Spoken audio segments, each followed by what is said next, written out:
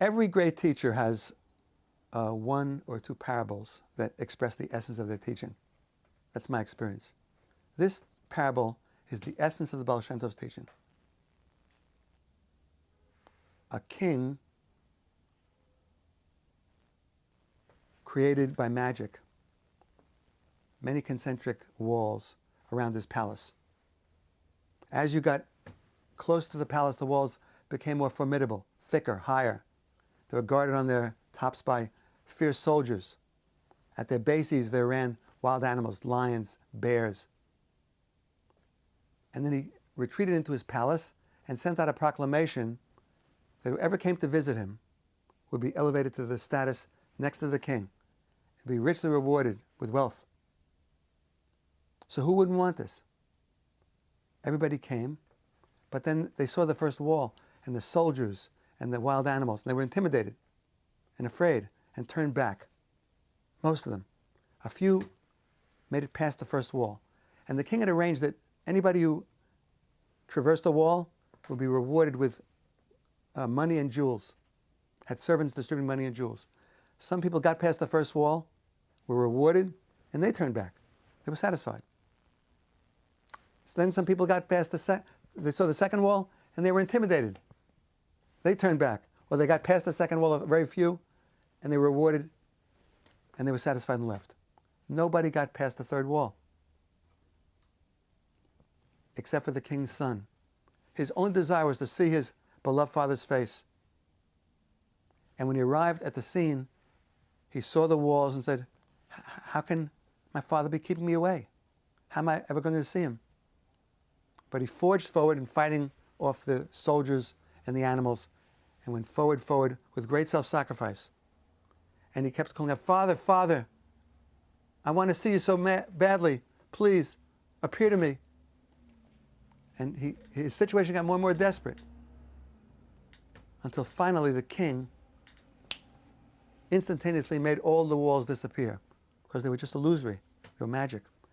And the son saw that his father was sitting right in front of him, on a glorious throne, surrounded by gardens. There was nothing bad, nothing harmful, no soldiers, no wild animals.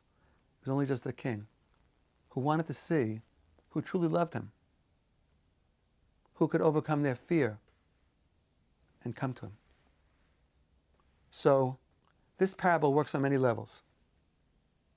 It shows that whatever obstacles seem to keep us from spiritual fulfillment are illusory.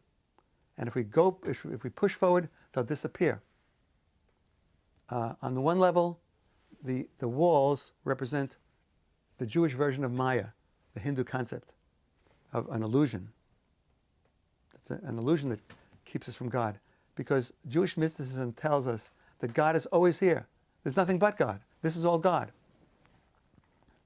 Everything in this room, my voice, every physical object, every non-physical thing, it's all God. There's only one. There's only God. So why don't we see it? Because the illusion that is the result of our lack of fervor, our lack of devotion.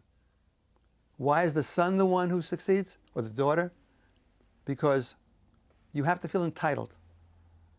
You have to feel this is not just for some Baal Shem Tov, some mystical figure in the past. He was also just an ordinary person, just like us. But he felt, I want to see my father or my mother. You have to feel entitled. And the son or the daughter is entitled as opposed to a servant. When he calls out, Father, Father, that's his essential spiritual practice, prayer. That's the essence of prayer. Father, Father. Or Mother, Mother. Hashem. That was his pinnacle practice.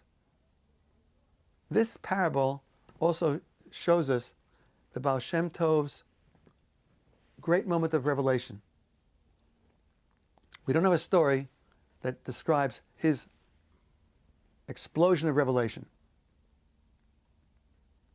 This story describes it, because what he's portraying in the parable is what happened to him.